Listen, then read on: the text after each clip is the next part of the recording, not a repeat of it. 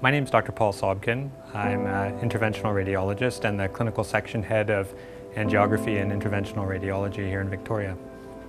Interventional radiology may not be a subspecialty that you've heard of before, but it is one of the pillars of the modern hospital. Every day, my colleagues and I use sophisticated imaging equipment to support nearly every department in the hospital.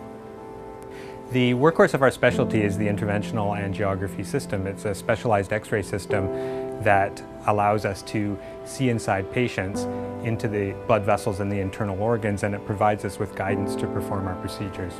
These machines help us treat a wide variety of medical conditions, including stroke, renal failure, liver failure, clots in the arteries and veins, osteoporosis, infertility, uterine fibroids.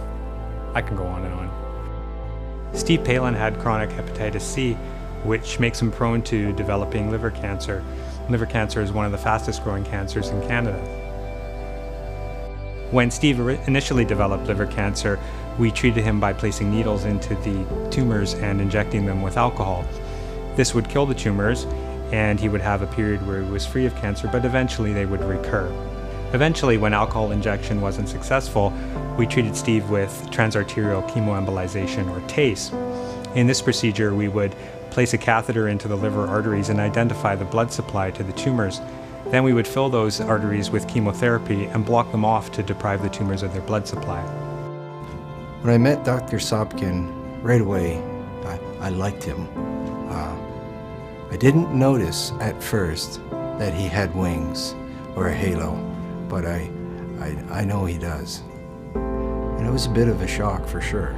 Through his guidance and with his explaining the differences and the options that were available, he set me on the right course, got me into the liver transplant clinic, and changed my life, saved my life.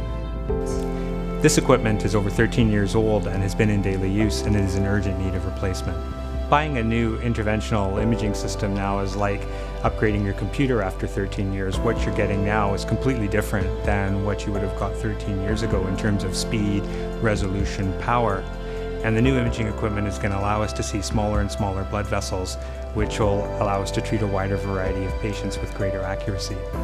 These new imaging systems are able to provide the high-quality imaging that we need with up to a 60% reduction in radiation dose, which improves safety for both caregivers and patients. I'm very grateful for the equipment that was available down here that allows me to be here right now. Both my wife and I have lost spouses. I've lost a brother at a young age, and we understand what that can do to a family. And we're very fortunate that that hasn't happened to this family now. We didn't admit to each other that possibly he wouldn't be around. Everyone was so wonderful here helping, especially Dr. Sobkin. He'll always have a place in my heart.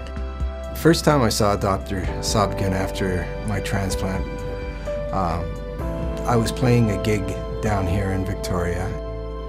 After the first set, I came off the stage and there he was, and it was just like, there's the angel.